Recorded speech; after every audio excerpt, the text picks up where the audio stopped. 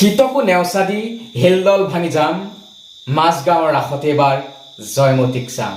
জয়মতী অসম বুৰঞ্জীৰ এটা চৰিত্ৰই নহয়, জয়মতী অসম বুৰঞ্জীৰ এক অধ্যায়। অসম বুৰঞ্জীৰ পাতত জয়মতীৰ নাম সদায় সোণোৱালী আখৰেৰে লিপিবদ্ধ হৈ থাকিব। আৰু এই জয়মতী নামাকৰণেৰে মাজগাঁও আঞ্চলিক ৰাস উৎসৱ উদযাপন সমিতিয়ে যি ৰাস উৎসৱ উদযাপন কৰিছে তাৰ দ্বিতীয় দিনাৰ কাৰ্যসূচীত এখনি বুৰঞ্জীমূলক নাট জয়মতী তেখেতসকলে মঞ্চস্থ কৰিব। আৰু মই বৰ্তমান উপস্থিত আছো জয়মতীৰ আখৰা গৃহত। তেতিয়াহ'লে হওকচোন আমি আগুৱাই যাওঁ জয়মতীৰ আখৰালে। উমাইতে বুলি বৰবৰাৰ পুহ হ'লে কি হ'ব? বাপেক চাই পুতেক নহ'ল। 12 বছৰ আগতে তেখেতৰ ভায়েক লাচিত বৰফুকনে মোগলক শৰাইঘাট যুদ্ধত ঘটুৱাই অসম সীমাৰ পৰা বাহিৰ কৰি দিছিল। দেশতকৈ মোমাই ডাঙৰ নহয় বুলি মোমায়েকক কাটিছিল। সেইহেন বীৰৰ সুযোগ্য ককায়েক হৈ লালুকখোলা বৰফুকনে গুৱাহাটীৰ বৰফুকন হৈ থকা কালত বিনা যুদ্ধে মোগল সেনাপতি মনচুৰ খাক গুৱাহাটীখন এৰি দি আহি আজি হ'লহি গড়গাঁৱৰ মন্ত্ৰী ফুকন। তেখেতৰ অটপালি হৈছে, এদিন পতন নিশ্চয় হ'ব। পৰুৱাৰ পাখি গজে মৰিবলৈকে জয়া মৰণৰ আগতেই জপিয়াইছে মৰণ আহক বুলিয়েই। তোমাৰ অসহনীয় হোৱাৰ কাৰণ কি? কাৰণ মই মোমাই তামুলী বৰবৰুৱা। কাৰণ মই মোমাই তামুলী বৰবৰুৱাৰ দেশৰ মানুহ। লাচিত বৰফুকনৰ দেশৰ ডেকা। স্বৰ্গদেউ প্ৰতাপ সিংহ স্বৰ্গদেউ প্ৰতাপ সিংহ চক্ৰধৰ সিংহৰ দেশৰ প্ৰজা। মোৰ গাত লাচিতৰ তেজ। মোৰ গাত লাচিতৰ তেজ। মোৰ গাত কংচেন বৰপাত্ৰ গোহাঁই। মোৰ গাত কংচেন বৰপাত্ৰ গোহাঁই শকতি আছে। হে বুলি হে আমালোকে গাঁতত সোমাই নাথাকক দেই। যুঁজাই কৰম দে। যুঁজ কিহেৰে কৰিবি? হেংদাং আছে, হেংদাং আছে, সৈন্য আছে, সৈন্য আছে, ধন সোণ আছে, ধন সোণ আছে। অকল সাহসেৰে কাম নকৰিব ভূতাই। তোমাৰ পাছত লাগিব নিপীড়িত নিৰ্যাতিত হাজাৰ হাজাৰ প্ৰজা। নিপীড়িত প্ৰজাবোৰক লগত লৈ যুঁজ নকৰে। এই প্ৰজাবোৰে নিৰ্যাতন ভোগ কৰিব।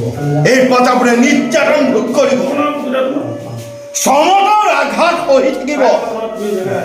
কেঁচু কুমতি হৈ থাকে। গাঁতৰ কেঁচু কুমতি হৈ থাকিব। তথাপিও সিহঁতে বিদ্ৰোহ নকৰে, বিক্ষোভ সৃষ্টি নকৰে, চেপা খাই থাকিব। তথাপিতো আৰ্তনাদ নকৰে। খাবলৈ নাপায়, শুকাই অনা। খাবলৈ নাপায়, শুকাই ক্ষীণাই মৰিবলৈ তথাপিও মুখ খুলি প্ৰতিবাদ নকৰে। তথাপিও মুখ খুলি প্ৰতিবাদ নকৰে।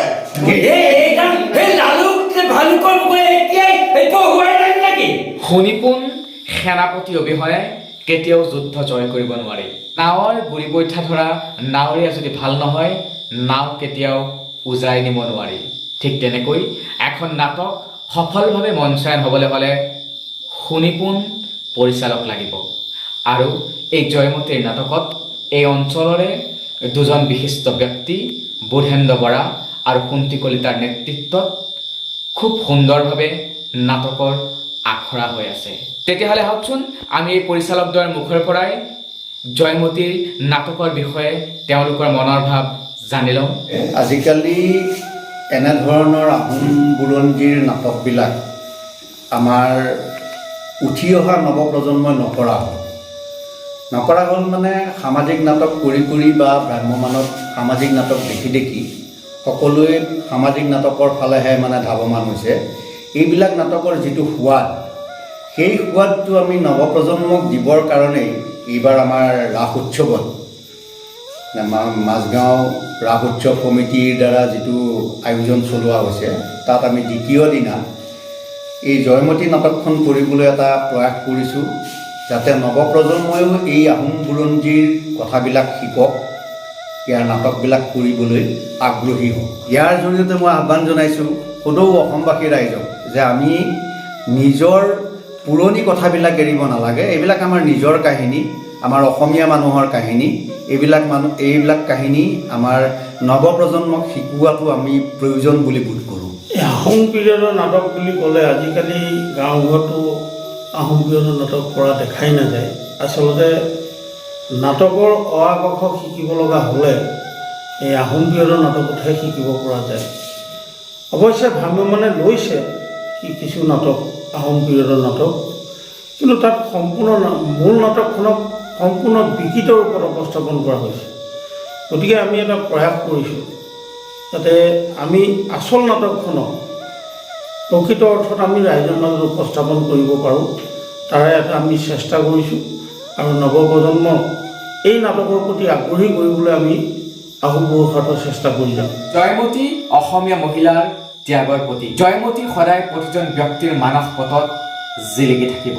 তেতিয়াহ'লে আহকচোন আমি জয়মতী নাটকখনৰ আন কেইটামান আখৰাৰ মুহূৰ্তলৈ এবাৰ আগুৱাই যাওঁ। জলেইকে নিক্ষেপ কৰিব, জলেইকে যাব লাগিব। বাৰু আহিছে দেউতা, তেখেত ঘৰত নাই নেকি? কোনোবা পিনে ওলাই গৈছে। উভতাৰ সময় হোৱা নাই জানো? আপুনি অহাৰ কিছু সময় আগতেই গৈছে। আহিলে কম বাৰু। আহিলে কম বাৰু। আপুনি ঘৰৰ ভিতৰত ৰাখি মিছা কোৱা নাই যদি ভালেই, কাৰণ চাউদাম গৈ আহি বাহিৰত ৰৈ আছে। তেখেতক মাতিছে বিষয়পদ ল'বলৈ। সময় সুবিধা বুজি ৰাজ চোৱালৈ সময় সুবিধা বুজি ৰাজ চোৱালৈ যাব। ইয়াৰ মাজত আকৌ চাউদাম বৰুৱাৰ প্ৰয়োজন হ'ল কি? ইয়াৰ মাজত আকৌ চাউদাম বৰুৱাৰ প্ৰয়োজন হ'ল কিয়? পুৰণা কগলাই কৰে ঘৰা পানীক টেঙাটো লাগে, শাকতো লাগে। আমাৰ নতুন স্বৰ্গদেউ আদেশ ঘৰা পানী কোঁৱৰা যিকোনো উপায় ৰাজখোৱালৈ আনিব লাগিব।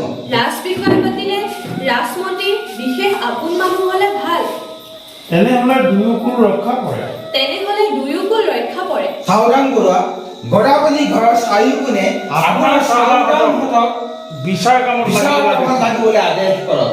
আহিছো দেউতা, গদা পানী কলৈ গৈছে কলে বা উলিয়াই দিলে আমি সজে সদে ওলাই যাম। মই আপোনালোকৰ কটকী যদুনন্দনক ইয়াৰ উত্তৰ বাৰু কৰি দিছোঁ। মাথো আপোনাৰ কৰ্তব্য পালন কৰি যাওক।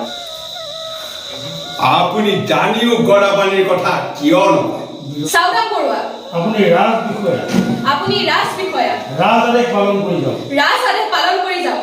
আপোনালোকে এটা কথাকে 10 বাৰ সুধি মোক আমনি নিদিব। চাউদাম বৰুৱা আপোনাৰ কৰ্তব্য পালন কৰি যাওক। চাউদাম বৰুৱা, মই মাধুৰী লাই থাপিনে বৰগোহাঁই জীয়ৰী, মই তুংখুঙীয়া হৈৰাৰ গোবৰ ৰজাৰ বোৱাৰী। জয়মতীয়ে এবাৰ কথা কয়, জয়মতীয়ে কথা এবাৰ কয়, দুবাৰ নকয়। আপুনি মোক দিনে নিশাই ল'ৰা ৰজা বুলি মাতি থাকোঁতে ডাঙৰীয়াৰ পৰা কাৰি পাইকলৈকে সকলোৱে মোক ল'ৰা ৰজা বুলি মতা হ'ল। মোৰ নাম যে সুলিখা, মোৰ নাম যে ৰত্নাকৰ সিংহ। কোনেও জানিবলৈ সুযোগ নাপালে। তামোল লৈ ৰাখে নৃত্যকৰ। মই দেশৰ গৰাকী স্বৰ্গদেউ ঈশ্বৰ, অসমৰ ভাগ্য বিধাতা। গটাৰী নদীয়া 14 বছৰীয়া ল'ৰা ৰত্নধৰ সিংহ অসমৰ ভাগ্য বিধাতা। তেন্তে এই লালু খোলা মন্ত্ৰী কোন? মোৰ কথা পেলালে পৰৱৰ্তীয়া ৰজা সুদেৱৰ দৰে অভিনয় হ'ব। নৃত্য কৰ, মন মোহনীয়া নৃত্য কৰ, তহঁতৰ নৃত্যৰে এই স্বৰ্গদেউ ঈশ্বৰক সন্তুষ্ট কৰ। স্বৰ্গদেউ গাঁৱত আপুনি বুঢ়া ফুকন বুলি সম্পূৰ্ণ কৰিছে। যিজনাই স্বৰ্গদেউ ৰত্নধৰ সিংহ ল'ৰা ৰজা বুলি অষ্টপ্ৰহৰে মাতি থাকে। মাজগাঁও আঞ্চলিক ৰাস উৎসৱ উদযাপন সমিতিয়ে শ্ৰীকৃষ্ণ ৰাস উৎসৱ 4 দিনীয়া কাৰ্যসূচীৰে আয়োজন কৰিছে। অহা ইংৰাজী 8, 9, 10 আৰু 11 নৱেম্বৰ তাৰিখে। 8 নৱেম্বৰত যুৱতীসকলৰ দ্বাৰা ৰাস তেখেতসকলে অনুষ্ঠিত কৰিব। 9 নৱেম্বৰত বিয়লি ভাগত তেখেতসকলে জনপ্ৰিয় মহাৰাস অনুষ্ঠিত কৰিব আৰু ৰাতি তেখেতসকলে এখনি বুৰঞ্জীমূলক নাট জয়মতী মঞ্চস্থ কৰিব। 10 নৱেম্বৰ তাৰিখে নিশা এখনি অসমীয়া ভাওনা তেখেতসকলে মঞ্চস্থ কৰিব আৰু 11 নম্বৰৰ দিনা অঞ্চলৰ বোৱাৰীসকলৰ দ্বাৰা ৰাস মঞ্চস্থ কৰিব।